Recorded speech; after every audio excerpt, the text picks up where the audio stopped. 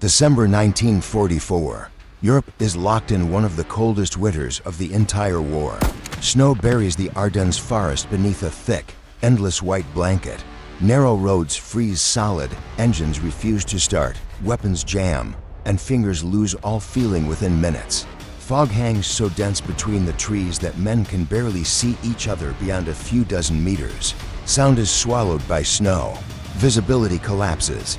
Survival itself becomes a daily struggle. To Allied commanders, the Ardennes appears quiet, almost irrelevant, a secondary front, a place to rotate exhausted units, to station inexperienced American soldiers for rest and reorganization before the final push into Germany. No one expects a major offensive here. Not in this terrain, not in this weather, not this late in the war. But deep inside these frozen forests, hidden beneath snow-covered branches and camouflaged armor, Adolf Hitler is preparing his final gamble. After the catastrophe in Normandy, after Paris has been liberated, and as Allied armies close in on Germany's borders from the west, while the Red Army advances relentlessly from the east, Hitler understands a brutal truth. Germany is losing the war. Fuel is scarce. Aircraft are irreplaceable. Experienced soldiers are gone. Time itself has become the enemy. Yet instead of retreating and consolidating what remains, Hitler chooses one last offensive. A strike so sudden, so violent, and so unexpected that it might fracture the Allied coalition itself. The plan is called Wacht am Rhein, Watch on the Rhine. Its objective borders on insanity. Smash through the Ardennes, cross the Meuse River, capture the vital port of Antwerp, split the British and American armies in two, and force the Western Allies into a negotiated peace. If successful, Germany could redirect its remaining strength eastward against the Soviets. Everything depends on surprise. Everything depends on speed. Everything depends on winter. In the early hours of December 16, 1944, hell opens its gates.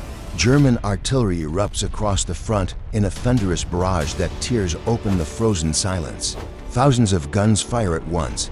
Shells crash into American positions, collapsing foxholes, severing communications, and plunging entire units into confusion before they even understand what is happening. Out of the forests surge more than 200,000 German soldiers, supported by hundreds of Panther and Tiger tanks, advancing through blinding snowstorms. American defenses crumble under the shock. Radios go dead. Supply routes vanish overnight. Roads behind the front are suddenly an enemy. Entire units are isolated within hours. Within days, the German advance carves a massive bulge into the Allied front line. A deep penetration into territory the Allies never intended to defend so thinly. From this ominous shape on the map, the battle earns the name history will remember forever, the Battle of the Bulge. Across the Ardennes, chaos reigns. American units are split apart, fighting without clear orders, without reliable intelligence, often without knowing where friendly lines even exist. Temperatures plunge far below freezing. Ammunition runs low. Food disappears. Medical supplies vanish. Some soldiers freeze to death in their foxholes before ever firing a shot. Villages become battlegrounds. Forests turn into killing grounds where visibility is measured in meters and death comes without warning. And yet, amid the confusion and desperation, something unexpected happens. American resistance hardens. Small, brutal battles erupt everywhere, at road junctions, inside shattered houses, along frozen ridgelines. Soldiers fight not for victory, but simply to hold, to survive, to delay, and slowly, painfully, the German timetable begins to slip. A small Belgian town, unremarkable on the map, but absolutely vital to the entire offensive. 7 major roads pass through Bastogne. If it falls, German armored columns will have a clear route straight to the Meuse River. The Germans know this, and they move quickly to encircle the town, sealing it off from the rest of the Allied front.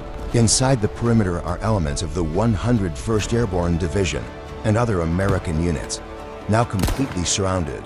Bastogne is cut off. No reinforcements, no air support, no resupply. Ammunition dwindles to a handful of rounds per man. Wounded soldiers lie in freezing cellars without morphine, without anesthesia, without hope of evacuation. German artillery pounds the town day and night. Houses collapse, streets disappear beneath rubble and snow. The siege tightens with every passing hour. On December 22nd, German officers approach the American lines under a flag of truce and deliver an ultimatum. Surrender or Bastogne will be annihilated.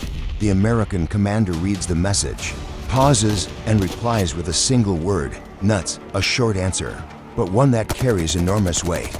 Bastogne will not fall. As the town holds, the wider battle begins to change.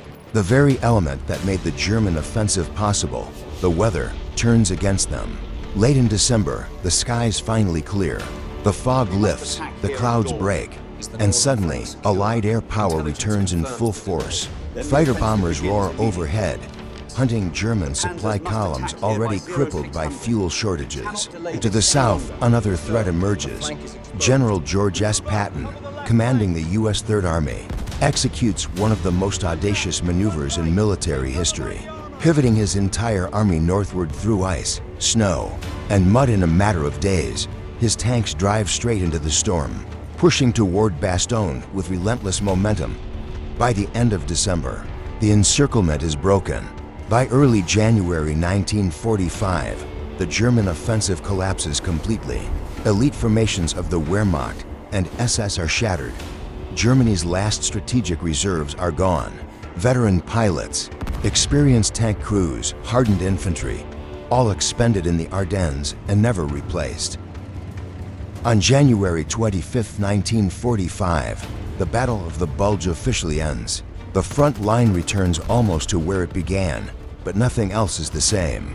Germany has lost between 85,000 and 100,000 men, along with devastating numbers of tanks, artillery pieces, and aircraft. The Allies, primarily the United States, have suffered roughly 75,000 casualties, the highest number ever endured by the U.S. Army in a single battle during World War II. But the strategic outcome is undeniable. Nazi Germany has played its final card and lost everything. From the Ardennes onward, there will be no more major offensives, only retreat. The road into Germany lies open. Just months later, Berlin will fall. The Battle of the Bulge was not merely a clash of armies. It was a moment when the fate of the war was decided in ice and snow, where endurance, resilience, and the refusal to surrender crushed the last desperate ambition of the Third Reich.